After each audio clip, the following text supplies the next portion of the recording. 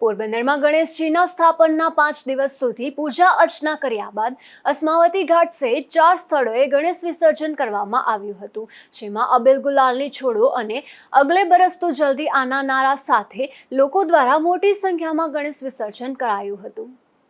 પોરબંદરમાં ગણેશ ચતુર્થીના દિવસે ઠેર ઠેર ગણેશજીની ભક્તિભાવપૂર્વક ઢોલ શરણાઈના નાદ સાથે કુલ 88 મોટા આયોજન સહિત 400થી વધુ સ્થળોએ ગણેશજીની સ્થાપના કરાઈ હતી, જેમાં 5 દિવસ સુધી પંડાલમાં ભાવિકો દ્વારા મહાઆરતી, પૂજા અર્ચના સહિત વિવિધ કાર્યક્રમનું આયોજન કરાયું હતું અને ભાવપૂર્વક ગણેશજીને અતિથિ બનાવી દરરોજ અવનવા શણગાર કરવામાં આવતા હતા, તેમજ મોટી સંખ્યામાં ગણેશજીના પંડાલ ખાતે ભાવિકો દર્શનનો લાભ લેવા આવ્યા હતા।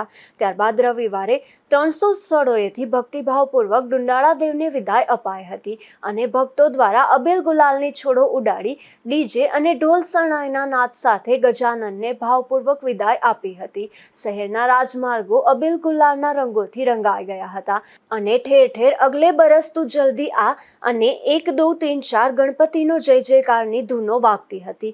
અસ્માવતી ઘાટ જતા રસ્તે ટ્રાફિક જામની સ્થિતિ સર્જાઈ હતી, વાહનોની કતારો લાગી હતી। મોડી રાત્રિ સુધી લોકો ગણેશજીની પ્રતિમાઓ લઈ વિસર્જન માટે આવી રહ્યા હતા, જોકે આ વખતે પણ ચોપાટી ખાતે વિસર્જનની મનાઈ કરવામાં આવી હતી અને ગણેશજીની પ્રતિમાના વિસર્જન માટે મહાનગરપાલિકા દ્વારા 4 સ્થળ નક્કી કર્યા હતા, જેમાં છાયા વિસ્તારમાં આવેલ રઘુવંશી સોસાયટી પાછળ, બોખીરા વિસ્તારમાં BSUP આવાસ સામે ચારણ આઈ મંદિર પાસે, બોખીરામાં આવેલ નંદેશ્વર તળાવે 3 સ્થળ ખાતે નદી તળાવ હોવાથી કુદરતી વ્યવસ્થા હતી, જ્યારે અસ્માવતી ઘાટ સોમનાથ મહાદેવ મંદિર પાસે ગણેશ વિસર્જન માટે કૃત્રિમ કુંડ બનાવવામાં આવ્યો હતો, પરંતુ આ કુંડ ખૂબ જ નાનો હોવાથી અને તેમાં વિસર્જનની પૂરતી વ્યવસ્થા ન હોવાથી લોકોએ મોટી સંખ્યામાં ગણેશ પ્રતિમાઓનું સમુદ્રમાં વિસર્જન કર્યું હતું।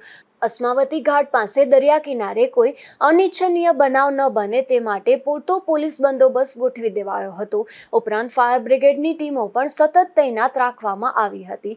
ગણેશ વિસર્જન કરવા આવેલા વ્યક્તિઓ દરિયામાં ડૂબે નહીં કે કોઈ અકસ્માત ન સર્જાય તે માટે ખારવા સમાજ દ્વારા ખાસ વ્યવસ્થા ગોઠવવામાં આવી હતી અને મૂર્તિઓને ઘાટ સુધી રંગે ચંગે લઈ ગયા બાદ ત્યાં બેરિકેડ બાંધી દેવામાં આવ્યા હતા, જેથી કોઈ આગળ જઈ શકે નહીં। આ ગણેશ પ્રતિમાઓ સ્વયંસેવકોને સોંપી દેવામાં આવી હતી અને આ સ્વયંસેવકોએ હોડી સુધી મૂર્તિઓ પહોંચાડી હતી અને ત્યાંથી હોડી મારફતે મધદરિયે વિસર્જનની કામગીરી થઈ હતી।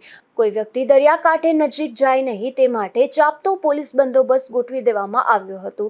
મોટા ભાગના પંડાલો દ્વારા વિસર્જન કરાયું હતું।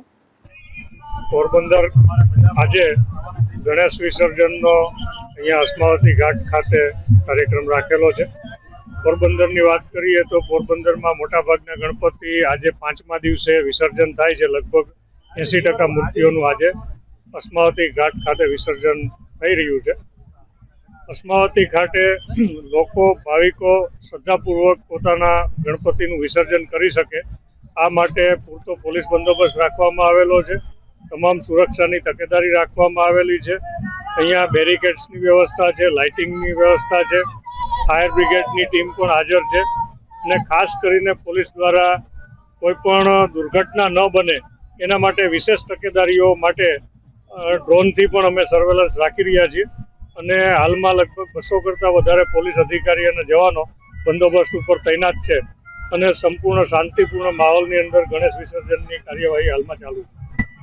હજુ કેટલીક પ્રતિમાઓનું 7મા દિવસે વિસર્જન કરવામાં આવશે। વિસર્જનના સ્થળો અંગે કોઈ માહિતી અપાઈ ન હતી, જેથી આયોજકોમાં અસમંજસની સ્થિતિ જોવા મળતી હતી। મહાનગરપાલિકા દ્વારા વિસર્જનના આગલા દિવસે મોડી રાત્રે વિસર્જનના સ્થળો જાહેર કરાયા હતા। નિપુલ પોપટ, ગુજરાત ન્યૂઝ, પોરબંદર।